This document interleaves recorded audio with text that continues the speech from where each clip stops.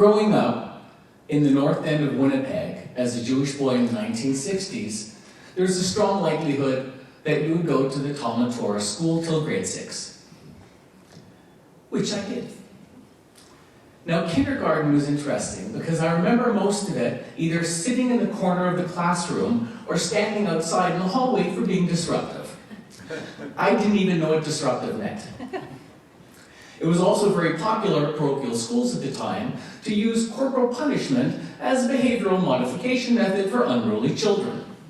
By grade 3, I would often be strapped preemptively on the way to my first class for whatever hell I would likely rot that day.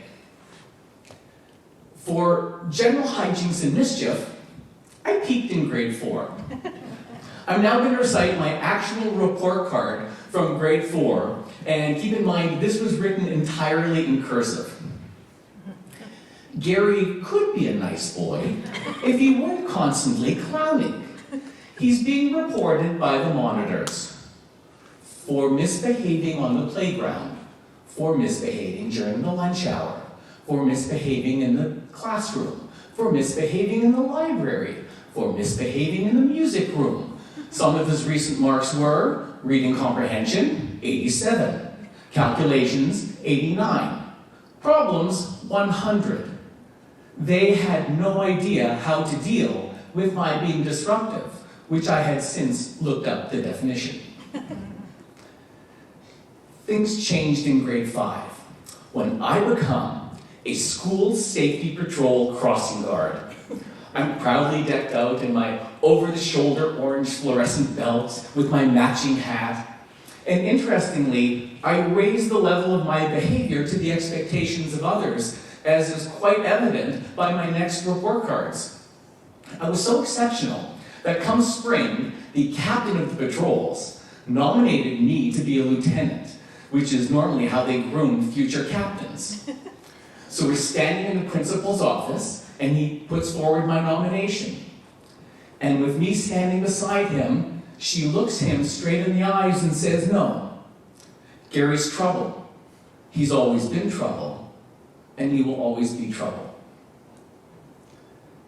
So I take my patrol belt off, I put it neatly on the corner of her desk, I put my hat on top of it, a resignation inukshuk, and as I walked out of her office, I remember saying to myself, I promise that she will regret this decision. And keeping in mind that I was living up to the expectations of others. The next few months and my entire grade 6 year was my wreaking hell on her in the school. The last page of Archie comic books, they used to sell practical jokes and magical tricks. I thought this was a great place to start. So I make my first order, I send them away, and while I'm waiting for the 4 to 6 week delivery, I escalate disruption to an art form. From making bird sounds without moving my lips, to arranging fights in the playground. Hey, Rob, Daryl said you were stupid. Hey, Daryl, Rob said you were stupid. To throwing dozens of wads of wet toilet paper balls up onto the ceiling in the boys' bathroom. Behold the constellation Charmin. I was unstoppable. Now, at the end of June, I get the first kit. So my older brother and I, we go in the backfield behind our house and we test out all the different kinds of tricks and practical jokes, and we make a second order, so that way it'll be ready for my first day of grade 6. I walk in prepared, and I am so excited.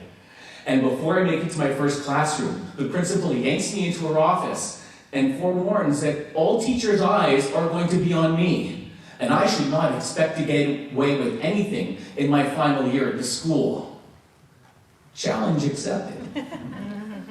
Now, stink bombs were spectacular.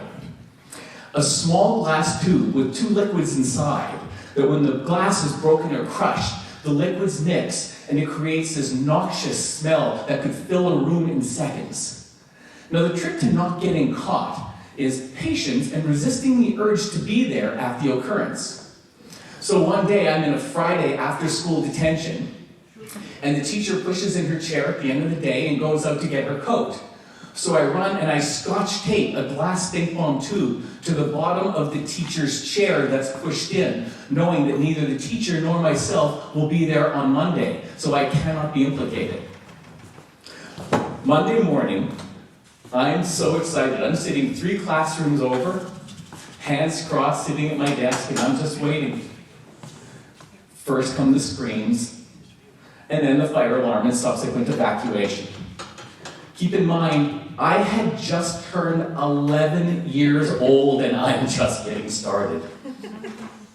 Now, my finest moment would require planning, because the pinnacle of the year for the principal was her speech and accolades that she would receive at the final assembly of the year, and I'm going to take that from her. The crown jewel of the practical jokes is the firebomb. Excuse me, the smoke bomb. We do not set the place on fire. Yes, that will be another one for the arson storytelling. So the smoke bomb was a large cylinder shaped like a giant firecracker that when you break it open, there's a powder, and igniting the powder creates these billowing plumes of white smoke. Now, I knew that there would be additional scrutiny on me, so I would have to do some planning. And interestingly, it was the firecracker shape that led me to the solution. Because when you bought firecrackers, and probably no big surprise, I purchased many, is they were wrapped with this elongated wick so that you could extend the wick time for longer pyrotechnics.